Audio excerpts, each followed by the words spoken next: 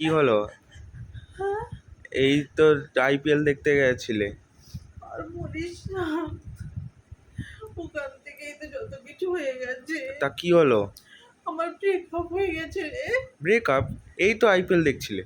আর হ্যাঁ রে, আর বলিস না, আমার তো একটু ভালো লাগে না খেলা ঠেলা। জানিস হ্যাঁ তো আমি শুধু একটু মেকআপ আর আমার বেবিকে নিয়েই সবসময় ব্যস্ত থাকি। হ্যাঁ, ও বেবি এবার বললো যে হ্যাঁ চলো একটু আইপিএল দেখে আসি ইডেন গার্ডেনে। আমি বললাম, ঠিক আছে তুমি যখন বলেছো তাহলে চলো। হ্যাঁ, এবার আমি বললাম তাহলে ম্যাচিং ম্যাচিং আমাদের দুজনের দুটো ড্রেস নেবা। হ্যাঁ, যাতে আমরা একরকম লাগে। সেরকম নিয়েছে। হ্যাঁ, এবার গেছি দেখতে।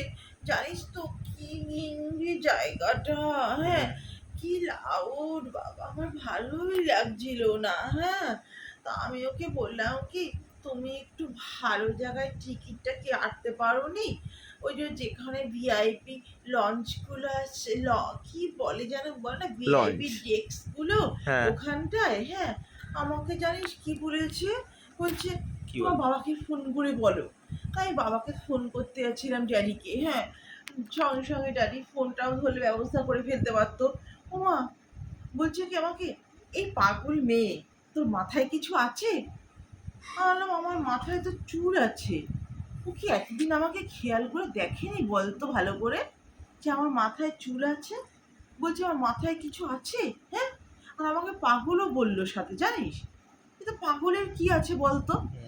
তা মোদ্দা ব্যাপারটা কি হয়েছে? সাদা জামা কাপড় পরে কেঁদে বেড়াচ্ছিস, এইটুকু ব্যাপারে তো ব্রেকআপ হয় না।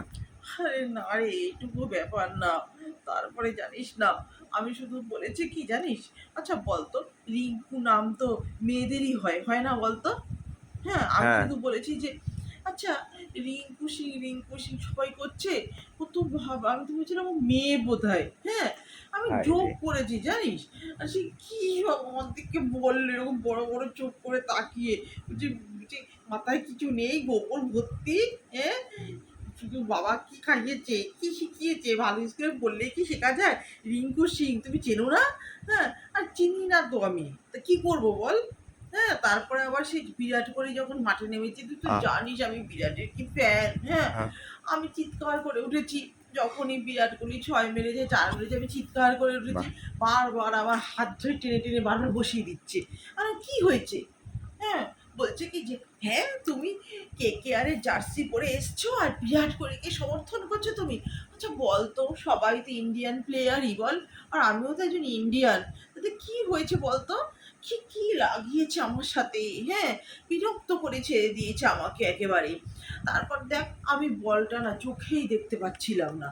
কি করে দেখবো বলতো? টিভিতে তো দেখতে পারি। ওখানে কি ছোট্ট দেখাচ্ছিল, কাউকে চিনতে পারছিলাম না।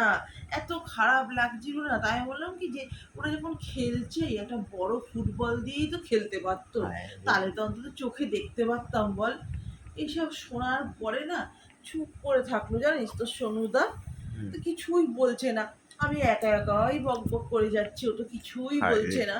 তারপরে যেই জানিস না ব্রেক টাইম হয়েছে, আমাকে বলছে কি চলো। আমি বললাম কি জানি বাইরের থেকে হয়তো কিছু খাওয়াতে ঠাওয়াতে নিয়ে যাবে। কি হলো? কি হলো? কি হলো? আরে কি হলো তারপরে?